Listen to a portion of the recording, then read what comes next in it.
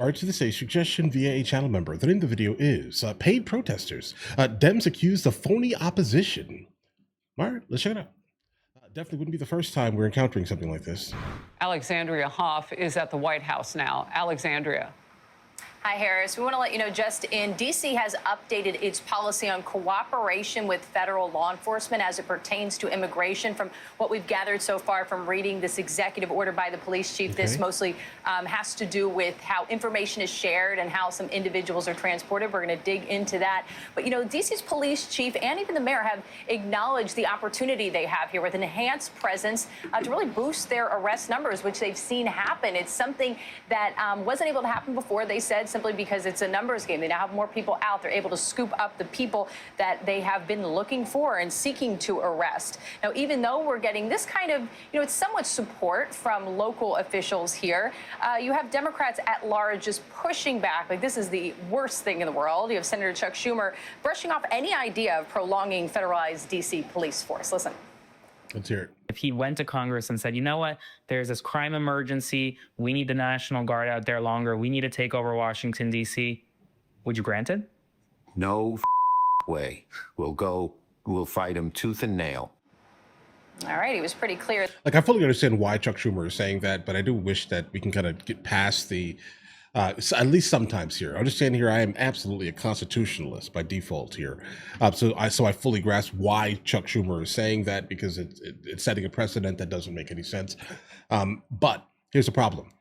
DC is terrible. Like, everyone knows. Like, growing up in the 90s, I remember hearing specifically, hey, isn't it crazy that we live in like the greatest country in the world, like in terms of the richest country in the world, at least. Not the greatest, but the richest country in the world, right? But we always have the same similar issue with criminality in our nation's capital. How can we fix this? Why are we allowing like ghettos to exist in our nation's capital? Why are we doing that? I don't know. Guys, let me know. Let me know why you think that is here. But I will tell you, absolutely, I do back the concept of utilizing, like, how about this, spurts of the National Guard in D.C. at least. Just small little spurts, okay? Their opponents have also seen this as an opportunity to renew calls for locals to have more control by turning D.C. into a state, a ridiculous notion, according to the president. We want to straighten the place out. Statehood's ridiculous. It's unacceptable. Yes, it's unacceptable. The Democrats want it because the Democrats have, about 95% in this little area. Even I didn't get it very much. They want that. They want to pick up 2 senators, and it's not going to happen. It's not going to happen. A D.C. resident found out what happens when you take qualms too far. According to police, a 37-year-old verbally assaulted law enforcement before chucking a sub, some call it a hoagie, whatever you might call it, at a Customs and Border Protection officer. Here is U.S. Attorney Janine Pirro. He thought it was funny. Well, he doesn't think it's funny today because we charged him with a felony, assault on a police officer. So there, stick your Subway sandwich somewhere else. I get it, but the felony's not going to stick because, I mean, the problem is that you cause no bodily injury. I mean, at most it's going to be like battery on a Leo, but I'm not sure what the exact charges are. I definitely need to look into that. But for you to charge with a felony, that sounds like someone got injured, guys. All right, she's also very clear when she speaks here. The U.S. Attorney Pirro, you can charge whatever you want. Saying that you've heard from the president, if you spit, we hit. That pertains to how police officers and federal agents are treated out in the streets. But it is worth reminding people that spitting, that's considered assault as well. Right. That's a very good point. Alexandria, thank you very much. Republican Congressman Andy Biggs of Arizona, member of the Judiciary and Oversight Committees. He is also a candidate for Arizona governor. Great to have you today. Let's start with the paid protest, because from the George Soros groups, this is nothing new. But I pointed something out months ago when his son Alexander Soros was taking over. He's much farther left, if you can even be that, than his father. It's plausible. Yeah, you're right, Harris. And they have so much money, and now that they're even further left, you're going to see this happen more and more often. We've seen it even in my home state, your great state of Arizona. But we're seeing this in D.C. Look at what they're doing. They're fighting against bringing safety public safety to the city of the District of Columbia. Just think about that. And that's how radical they are, but they've got the resources to do it. And they're bringing in people who they're just rent-a protesters. That's what they're doing for a living. We have a lot of investigation and journalism to do on exactly where the money comes from, which groups are actually participating, and all of that. I go by what some of the signage looks like, but we are digging into this. So we're working to figure out who's actually out there. Meanwhile, critics are calling out how Democrats have responded to the president's D.C. crackdown. One op-ed with this: Democrats prove once again that they are the stupid party. The Washington Examiner editorial board with the headline, Democrats fall into Trump's D.C. takeover trap. Even some of the legacy media are admitting, yeah, there's a problem. You don't brag about a rising murder rate.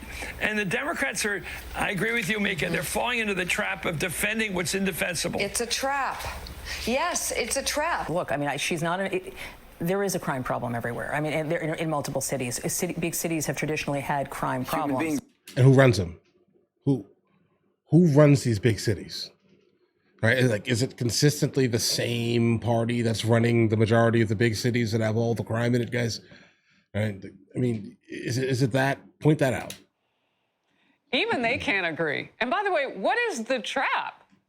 Helping people? Yeah. You know, Harris, I just get a kick out of that because they think it's a trap. They doubt the sincerity of President Trump, but President Trump gets it.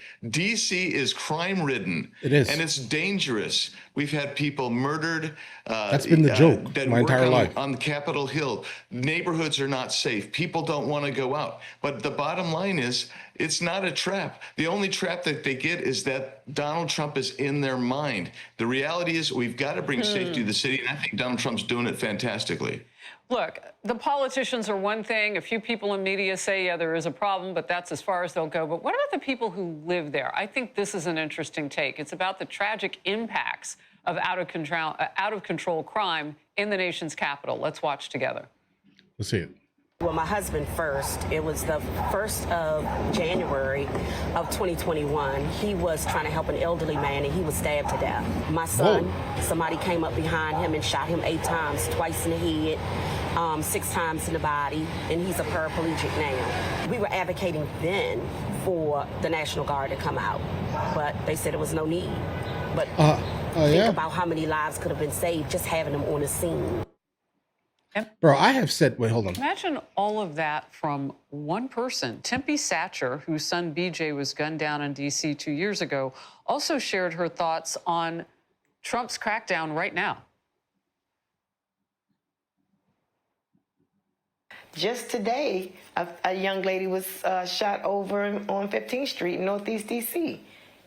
Does that seem like crime gone down? But with all the things that are going on with our president, you know, sending the National Guards out, I don't have a problem with that personally, because if MPD can't do it and they need help, then I'm glad they're able to get the help.